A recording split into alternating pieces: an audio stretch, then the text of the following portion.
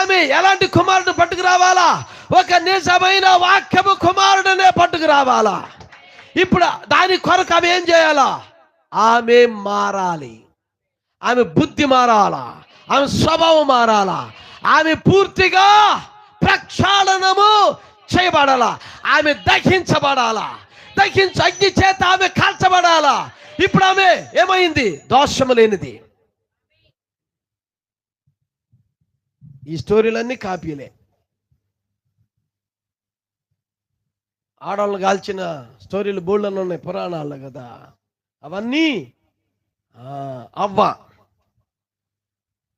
గుణం, అవ్వ సుగుణం, అవ్వ ప్రవర్తన, అవ్వ గుణ లక్షణాలు ఏమవ్వాలి? ఇప్పుడు పరిపూర్ణంగా ఉండాలా. దానికి ఏం చేయాలా? ఆమె దహించబడాలా. పరిశుద్ధాత్మ ఏమై ఉన్నాడు? దహించు అగ్ని అయి ఉన్నాడు. ఎందుకొరకు?